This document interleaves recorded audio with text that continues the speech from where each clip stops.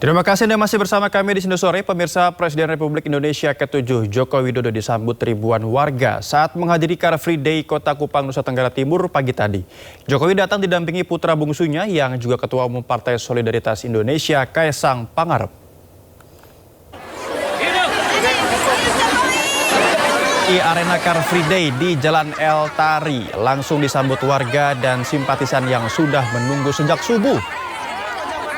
Warga berusaha mendekat untuk menyalami serta mengabadikan momen tersebut menggunakan kamera telepon genggam mereka.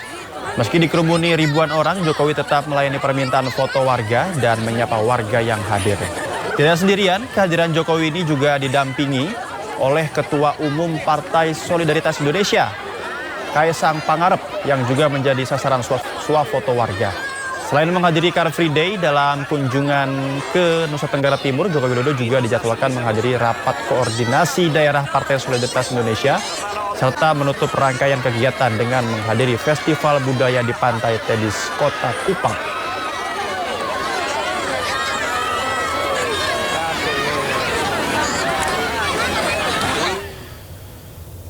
Wali Kota Bandung Muhammad Farhan terkejut ketika mengetahui 10 pohon besar di pinggir Jalan R.E. Marta Dinata dan Jalan C. Hapit, Kota Bandung, Jawa Barat ditebang tanpa izin. Farhan menduga penebangan pohon yang berada tepat di depan lapangan padel tersebut dilakukan tanpa izin untuk kepentingan reklame berbentuk videotron di atas bangunan lapangan padel. Gue segel nih tempatnya.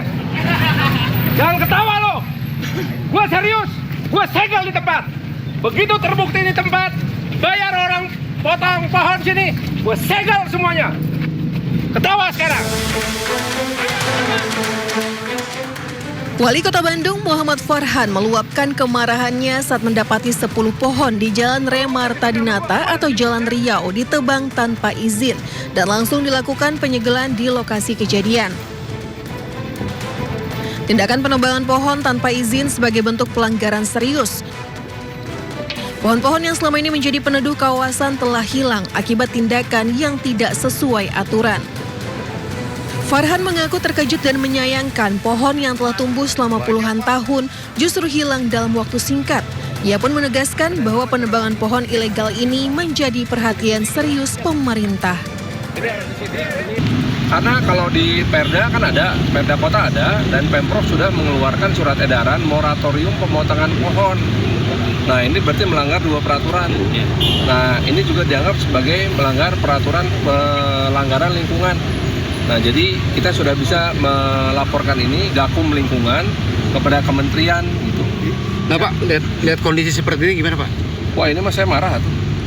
Ini saya marah sekali nih. Ini akan kita pidanakan. Farhan memastikan kasus tersebut akan diproses melalui jalur hukum. Pemerintah kota juga telah berkomunikasi dengan pemerintah Provinsi Jawa Barat terkait langkah lanjutan terhadap dugaan pelanggaran tersebut. Dari Bandung, Jawa Barat, Billy Maulana Fikran, iNews melaporkan. Nilai beban pekerjaan semakin pelik dan berat. Asosiasi Kepala Daerah meminta DPR dan pemerintah menaikkan gaji mereka. Sementara itu, Menteri Dalam Negeri Tito Karnavian menyebut membuka peluang merevisi PP nomor 109 tahun 2000.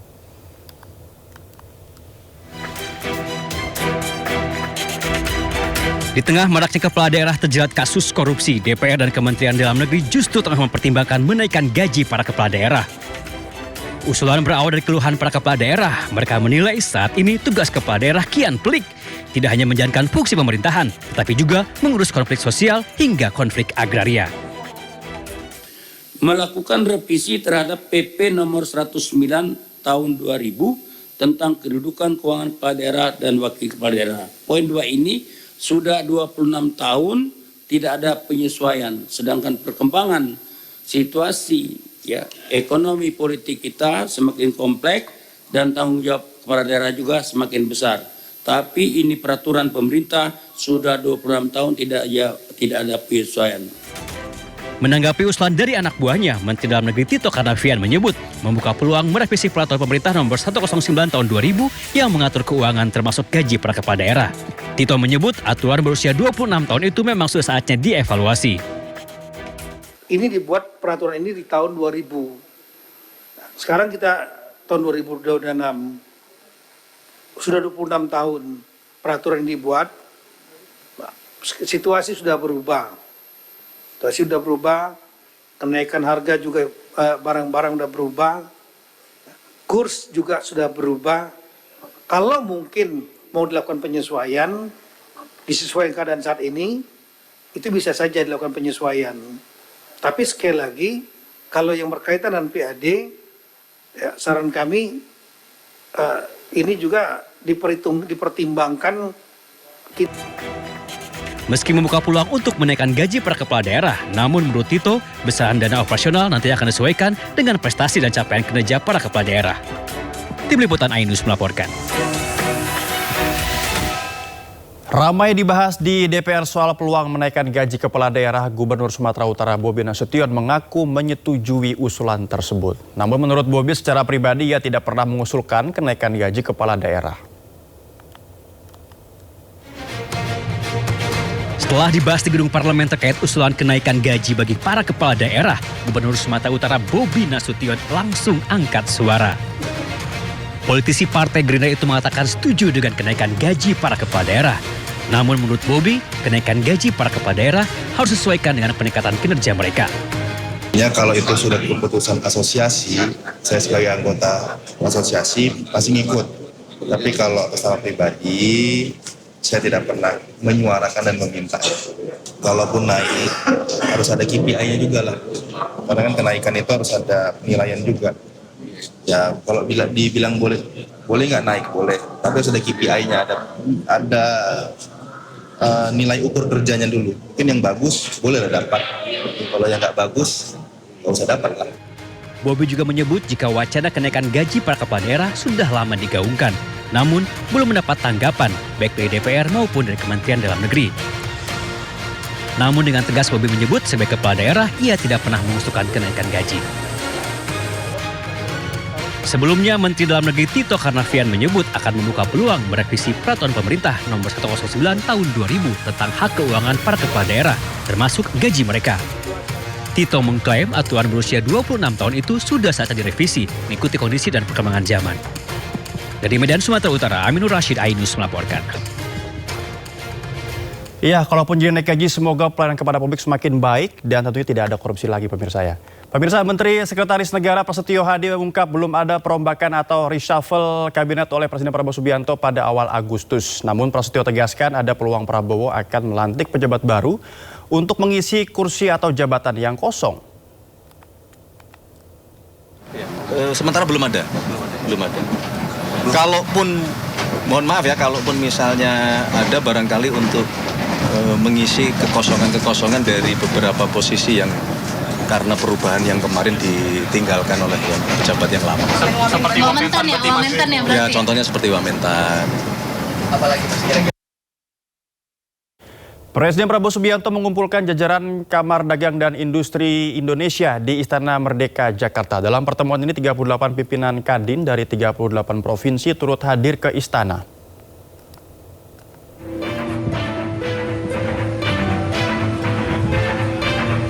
Presiden Prabowo Subianto mengumpulkan jajaran Kamar Dagang dan Industri atau Kadin Indonesia di Istana Merdeka, Jakarta. Ketua Kadin Indonesia Anindya Bakri bersama jajaran pengurus tiba di Kompleks Istana Kepresidenan Jakarta sekitar pukul 13.52 waktu Indonesia Barat. Anindya mengatakan pihaknya hadir bersama pimpinan Kadin dari 38 provinsi untuk berdiskusi dengan Presiden Prabowo. Ia juga menyampaikan selain membawa perwakilan Kadin dari seluruh Indonesia, pertemuan itu juga dihadiri sekitar 30 asosiasi dan himpunan dunia usaha. Selain itu, sejumlah Menteri Kabinet Merah Putih turut hadir dalam pertemuan tersebut. Ya, hari ini kami Kadin datang bersama pimpinan-pimpinan Kadin di 38 provinsi. Jadi sejak mendengar undangan dari Pak Presiden, mereka terbang, ada yang dari Papua, Papua Barat, Kaltara, NTT, Aceh. Nah, kami ingin berdiskusi mengenai bagaimana bersama-sama bisa meningkatkan ekonomi dari daerah. Anindya menilai kondisi ekonomi dan geopolitik global saat ini perlu disikapi melalui komunikasi yang lebih erat antara pemerintah dan pelaku usaha. Tim Liputan Ainus melaporkan. Pengadilan Tata Usaha Negara Jakarta menolak seluruh permohonan keberatan yang diajukan Universitas Gadjah Mada terkait keterbukaan informasi ijazah mantan Presiden Joko Widodo. Putusan ini menguatkan penetapan Komisi Informasi Publik yang mewajibkan UGM membuka dokumen akademik Jokowi kepada publik. Selain menolak banding UGM, Majelis Hakim juga membebankan biaya perkara sebesar Rp648.500 kepada pihak UGM. Dalam pertimbangan hukumnya, Majelis Hakim PT UN Jakarta menegaskan hak masyarakat untuk mengetahui riwayat pendidikan pejabat negara, mengalahkan klaim kerahasiaan data pribadi. Hakim menolak dalih UGM yang mempermasalahkan batas waktu permohonan informasi serta alasan perlindungan data pribadi. UGM kini wajib menyerahkan dan membuka seluruh dokumen akademik Joko Widodo ke publik. Stempel bernama pejabat, NIP dan Sidang pra-peradilan Roy Suryo Jilid 3 kembali digelar di Pengadilan Negeri Jakarta Selatan. Kali ini Roy Suryo menghadirkan ahli pidana terkait permohonan atas ganti rugi penangkapannya.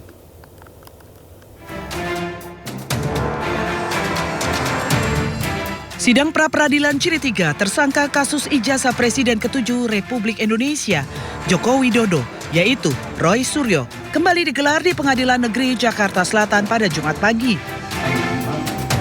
Roy Suryo kali ini mengajukan pra-peradilan dengan menggugat Polda Metro Jaya untuk mengganti rugi sebesar Rp206 juta. Rincian gugatan yaitu ganti rugi material senilai Rp106 juta dan ganti rugi imaterial senilai Rp100 juta. Dalam agenda sidang hari ini, Roy menghadirkan ahli pidana yaitu Didit Wijayanto Wijaya. Menurutnya, Didit akan memberikan pandangan terkait kesesuaian permohonan ganti rugi dengan ketentuan dalam KUHAP. Pergantian atau soal misalnya ganti rugi itu apakah berkesesuaian dengan KUHAP yang baru ya gitu, karena KUHAP yang baru kalau saya tidak salah di pasal 173 itu ada ya gitu, dan nanti beliau akan menerangkan di pasal 1 juga ayatnya berapa kemudian apakah yang kita mohonkan itu sesuai atau tidak, itu yang akan kita pertanyakan. Sebelumnya pada sidang pra-peradilan pertama, Hakim Tunggal I Ketut Darpawan mengabulkan sebagian permohonan Roy Suryo. Sidang menyatakan bahwa penggeledahan, penangkapan, dan penahanan dirinya tidak sah. Sementara sidang pra-peradilan kedua yang menggugat penetapan tersangka ditolak hakim. Tim Liputan iNews melaporkan. Kita ke informasi lain, pemirsa. Berniat foto berlatar rekan sesama wisudawan, seorang mahasiswi malah viral terjungkal dari panggung. Satu ruangan pun panik termasuk panitia wisuda. Momen wisuda di Aula Universitas Islam Negeri Sunan Ampel Unisa Surabaya mendadak viral. Kejadian berawal saat seorang mahasiswi meminta bantuan rektor memfoto dirinya di atas panggung berlatar belakang rekan sesama wisudawan lainnya. Nah, saat mundur untuk berpose, ia kehilangan keseimbangan hingga terjatuh dari panggung. Sontak prosesi wisuda ke-115 Unisa Surabaya heboh. Panitia di lokasi memberikan pertolongan kepada mahasiswi untuk segera bangkit. Momen ini pun viral karena terekam dalam siaran langsung. Usai kejadian, bagian akademik Unisa Surabaya menghimbau dan memperingati kepada wisudawan tidak berfoto di atas panggung. Imbauan ini lantaran panitia sudah menyediakan foto dari berbagai sudut, mulai dari bersalaman dengan rektor, pemindahan rumbai wisuda, hingga penerimaan ijazah. Dari Surabaya, Jawa Timur, Rahmat Ilyasan, iNews melaporkan. Seorang wanita meninggal setelah keluar dari wahana rumah hantu di Tulung Agung, Jawa Timur. Sebelumnya korban sempat pingsan.